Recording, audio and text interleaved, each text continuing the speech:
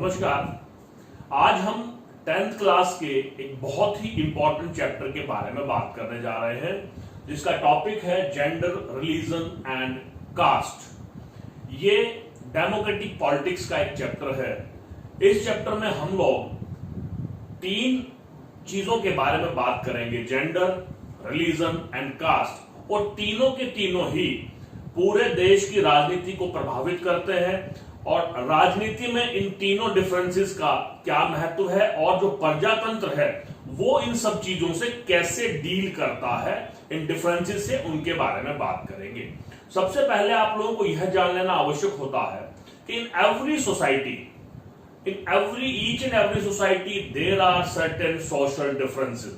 If society is existing, then definitely social differences will exist. Differences can be on the basis of religion, caste, creed, race, and many more. There are things on which the social differences can occur. एक ही समाज में अलग अलग धर्मों के मानने वाले लोग रहते हैं, अलग अलग भाषाएं बोलते हैं, तो इस तरह से प्रत्येक समाज में सोशल डिफरेंसेस पाए जाते हैं। लेकिन ये सोशल डिफरेंसेस सोशल डिवीजन में जब कन्वर्ट होते हैं तब प्रॉब्लम क्रिएट होती है। जब एक धर्म का व्यक्ति अपने धर्म को सर्वश्रेष्ठ समझे और दूसरे धर्म को नुकसान पहुंचाने का प्रयास करे, जब एक कास्ट के लोग इकट्ठा होकर के अपनी कास्ट को प्रेफर करें और दूसरी कास्ट को नेग्लेक्ट करें और उसको नुकसान पहुंचाने का प्रयास करें, और इन सब चीजों से प्रजातंत्र किस प्रकार से निपटता है, डेमोक्रेसी किस प्रकार से निपटती है, ये हमारा थीम है। देखिए, इस चैप्टर को हम पहले वाले अंदाज में ही 3 पार्ट में डिवाइड करेंगे।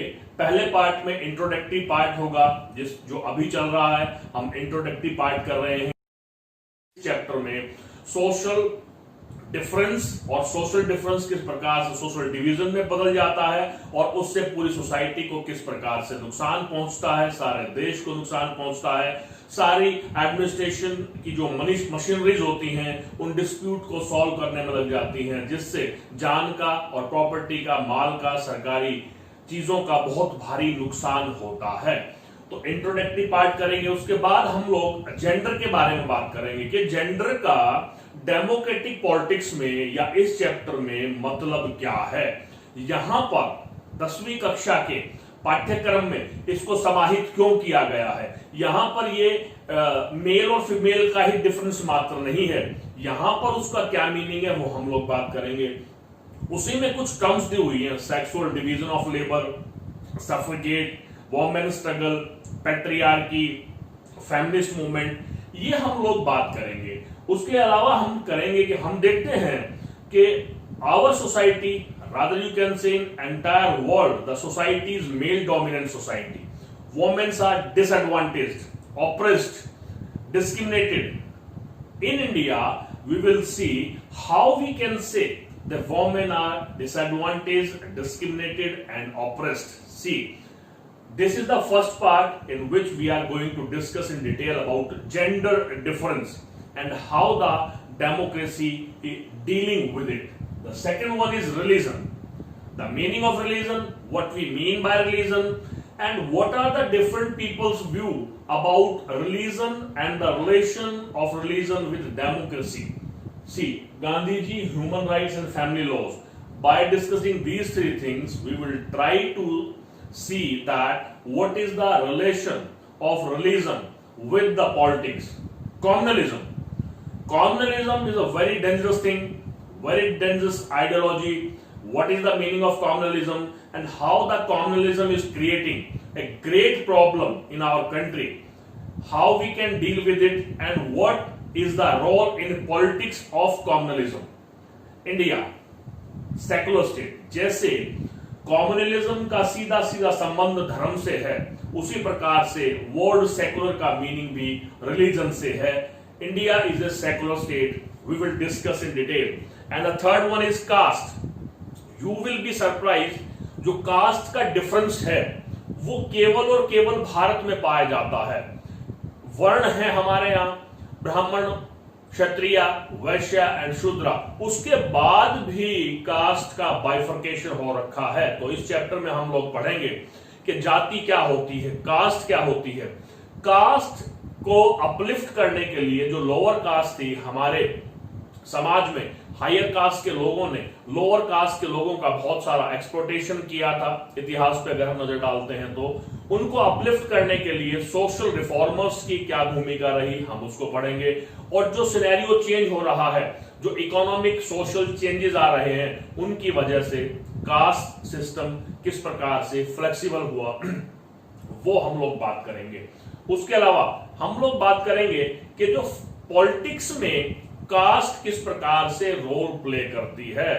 इंडियन पॉलिटिक्स में कास्ट को किसी भी प्रकार से अलग नहीं किया जा सकता। Caste makes a very significant effect on the Indian politics.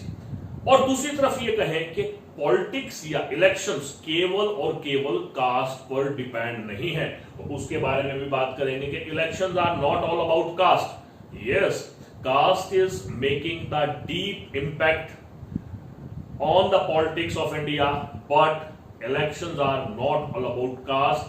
How we can say it, we will discuss it. And within the caste, politics are going on.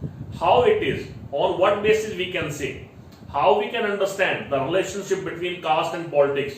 These entire things we are going to discuss in the chapter. We will start from the very first part, introductory part we have done. Then we will move to the gender part. What is the meaning of it?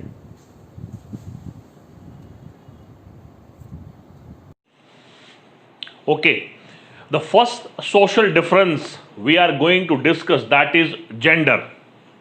देखिए, gender जब हम शब्द का use करते हैं तो simply हमारे mind में आता है मेल और फीमेल, लेकिन ये मेल और फीमेल का बाइफर्केशन ही जेंडर नहीं है, क्योंकि जो मेल और फीमेल का बाइफर्केशन है वो एक बायोलॉजिकल डिफरेंस है, फिजियोलॉजिकल डिफरेंस है, जिसमें मैन और वुमेन की जो डिवीजन होता है, बॉडी स्ट्रक्चर होता है, वो डिफरेंस होता है, दैट उसको हम सेक्सुअल डिफरेंस कहते हैं, मेल और फीमेल का, that is biological and physiological.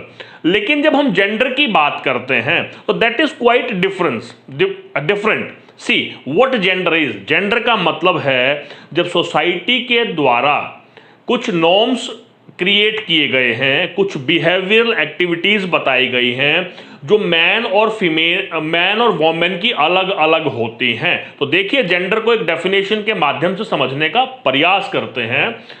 Gender refers to the socially constructed role. Society ये बताती है कि जो मैन और वोमेन का जो रोल है, मेल और फीमेल के जो रोल्स होंगे फैमिली में, सोसाइटी में, वो किस तरह से होंगे। इसका मतलब सोसाइटी ये डिसाइड करती है कि कौन से पार्ट का, मेल का या फीमेल का जो रोल होगा सोसाइटी में वो कैसा होगा। बिहेवियरल एक्टिविटीज के उनसे क्या एक्सपेक्टेशन की जाती हैं, मेल होने पर वो कैसा व्यवहार करें और फीमेल होने पर उनके ऊपर जो बिहेवियरल जो थॉट है, आइडियाज हैं, वो किस तरह से थोप दिया जाता है। और attribute that A given society, मतलब एक सोसाइटी कंस्ट्रक्टेड है, उसने ये नॉर्म्स डिसाइड किए हैं। तो what gender is, gender refers to the socially constructed role, behavioral activities and attributes that a given society considered appropriate for man and woman. Again I will repeat कि society ये decide करती है कि किस तरह के रोल्स वोमेन को करने हैं और मैन के जिम्मेवारियां क्या क्या हैं। इसको हम लोग जेंडर कहते हैं। आप देखेंगे, अगर हम इस बात को ध्यान से देखें तो जो फैमिली में बॉय और गर्ल है, बेटा और बेटी है, वो एक आइडिया के साथ उनका माइंड सेट होता है, ग्रो करता है कि घर के जो काम हैं, खाना बनाना है, बर्तन मांजना है, सफाई करनी है, ये सारे घर की बेटी करेंगी और बेटा बाहर के कार्य करेगा। इसका क्या मतलब है, अब हम उसको दूसरे एस्पेक्ट में देखते हैं। एक हस्बैंड है, एक वाइफ है, तो ये डिसाइड किया हुआ है कि जो वाइफ है वो घर के सभी काम करेगी, चाहे वो जितने भी वर्क हैं इनसाइड द होम, घर के अंदर जो भी काम हैं, बच्चों के लिए खाना तैयार करना है, उनके कपड़े धोने हैं, उनके ये सारी चीज़, सफाई का ध्यान रखना है, तो घर के अंदर जितने भी कार्य होते हैं ये डिसाइड किया गया है मेल डोमिनेंट सोसाइटी के द्वारा कि ये सारे कार्य फीमेल द्वारा किए जाएंगे। हालांकि जब पेड की बात आती है तो आप जाएंगे मार्केट में, आप देखेंगे कि धोबी है, मेल है, कुक है, मेल है, ठीक है, सफाई कर्मचारी हैं, मैक्सिमम मेल हैं। पेड करने की बात आती है तो मेल वो सभी कार्य करते हैं जो घर के अंदर फीमेल्स को करने के लिए फोर्स किया जाता है, या यूं कहें सोसाइटी ने ये डिसाइड कर दिया है कि घर के सभी कार्य फीमेल द्वारा किए जाएंगे।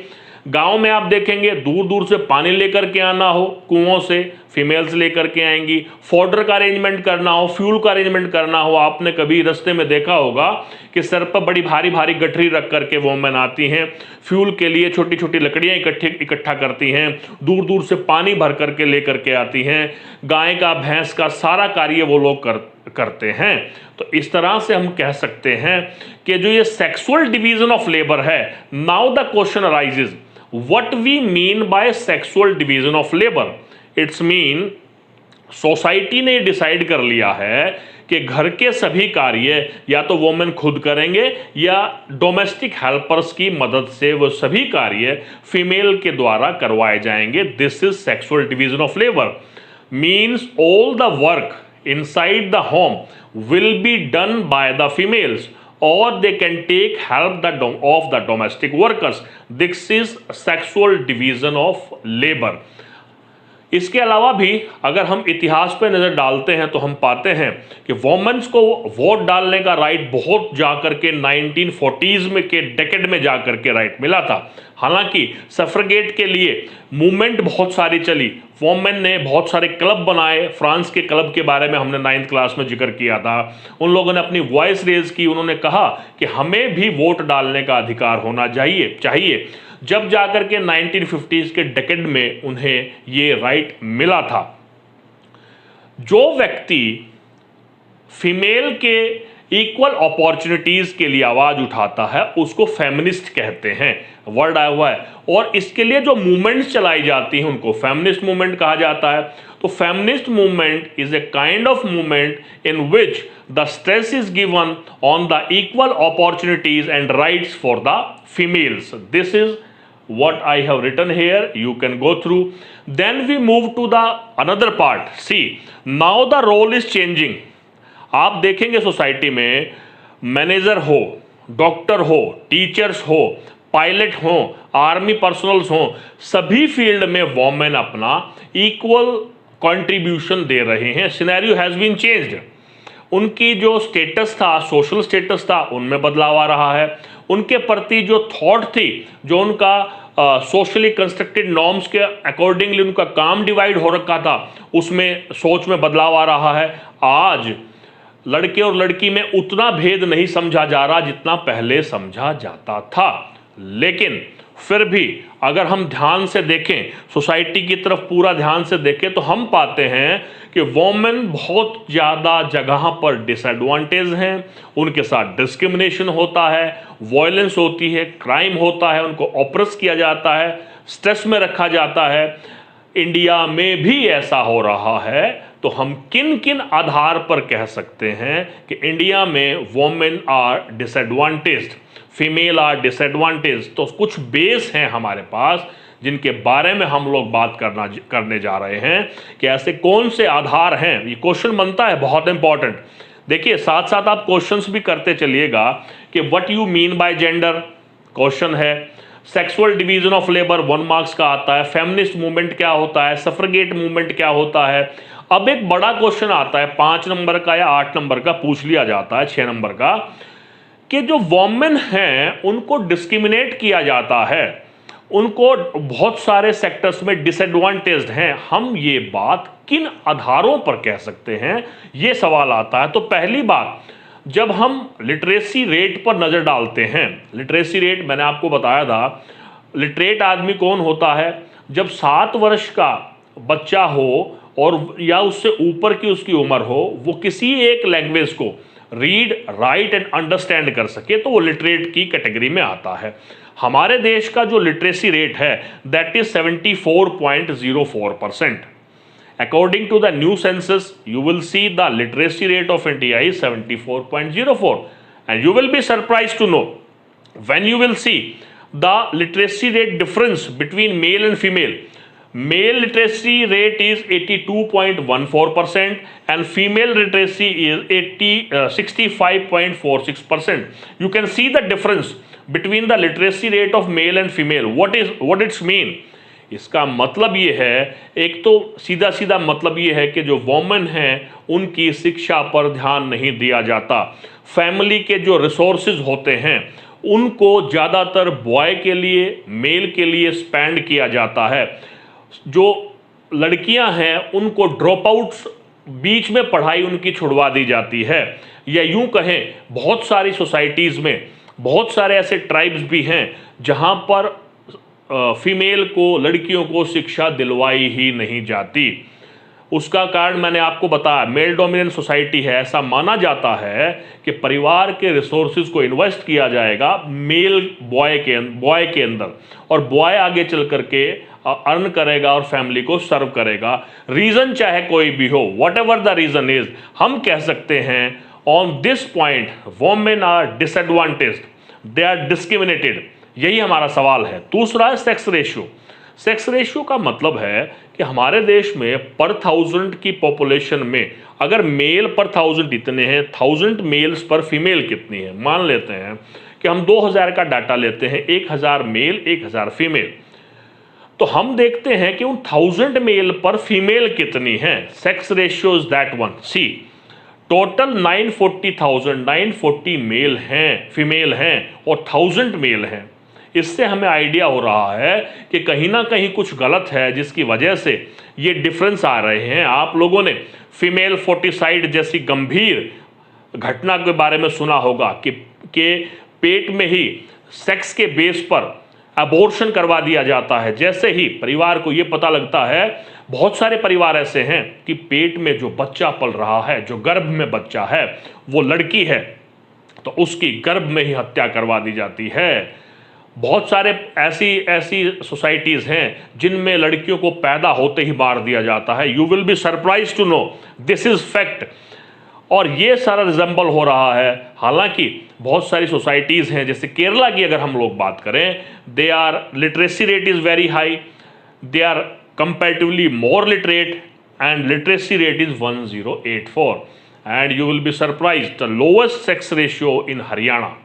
Although my government has been taken many steps, the graph is increasing and the thoughts and the views of the people are increasing. Awareness की ज़रूरत है।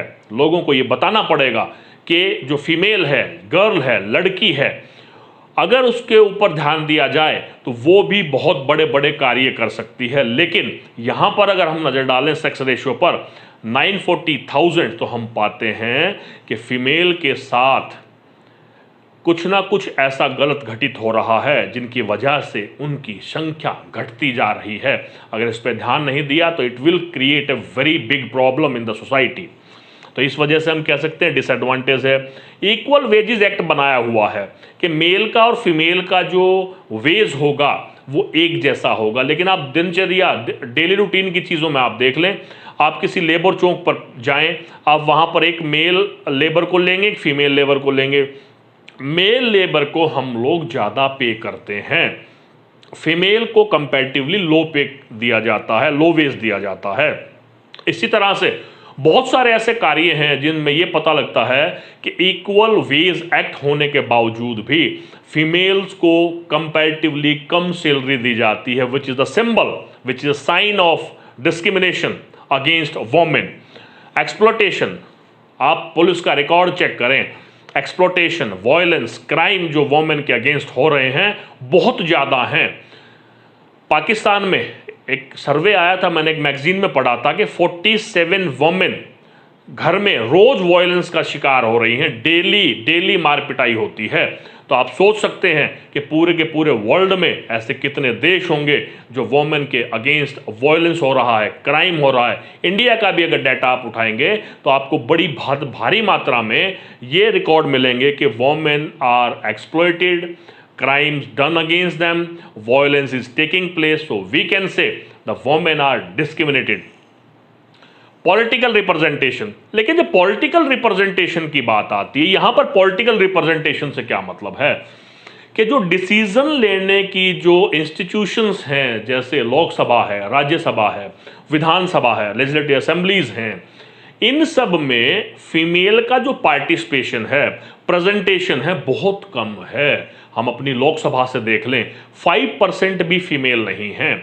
हम अगर लेजिस्लेटिव असेंबलीज में देख लें, 10% भी नहीं है। हालांकि गवर्नमेंट ने प्रयास किया, एक 1992 में एक अमेंडमेंट एक्ट आया था जिसमें 33% सीटों को रिजर्व कर दिया गया, लेकिन लोकल सेल्फ गवर्नमेंट में, पंचायत में, वहां पर तो इस वजह से हमारे पास 10 लाख रिप्रेजेंटेटिव है। ये स्टेप है। हालांकि वोमेन रिजर्वेशन का बिल लोकसभा में पेंडिंग पड़ा है और सदियों से पेंडिंग पड़ा है कि 33% लोकसभा में, राज्यसभा में और विधानसभा में वोमेन की सीटें होनी चाहिए, लेकिन क्योंकि वहां पर मेल ज्यादा हैं तो उस बिल को पेंडिंग रखा हुआ है। अभी तक वो बिल पास नहीं हुआ है और अभी निकट भविष्य में उसके पास होने की भी कोई उम्मीद नहीं है। तो हम कह सकते हैं कि womens are exploited, they are disadvantage, they are oppressed on the basis of these 5-6 point. और भी बहुत सारे हैं।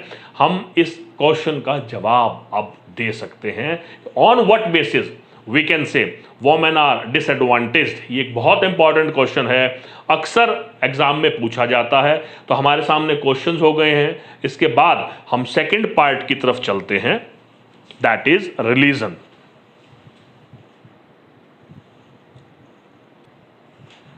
ये एक आइडिया मेरे माइंड में आया है। देखिए, I have been realized I am having the experience of uploading 30+ videos.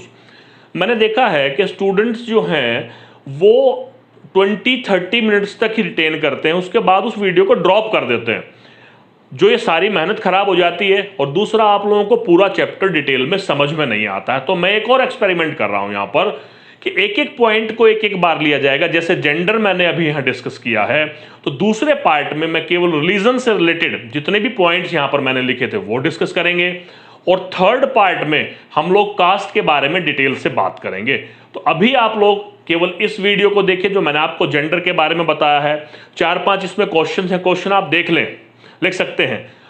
What do you mean by gender difference? Second question बनता है, define sexual division of labour, explain feminist. आप इन क्वेश्चंस को लिख सकते हैं। What do you mean by suffragette movement? Then how you can say women are discriminated, disadvantaged and oppressed. ये कुछ क्वेश्चंस हैं जो मैं आप लोगों को दे रहा हूं, और आप इस वीडियो को ध्यान से देखेंगे तो आप पाएंगे इन सबके जवाब यहीं पर हैं। उसके लिए आपको किसी अलग से बुक की हेल्प लेने की आवश्यकता नहीं पड़ेगी। तो ये 4 क्वेश्चंस आप करके रखें, और उसके बाद हम अगले लेक्चर में मिलते हैं जिसमें हम रिलीजन के बारे में डिटेल में बात करेंगे। तब तक के लिए नमस्कार, जय हिंद, जय भारत।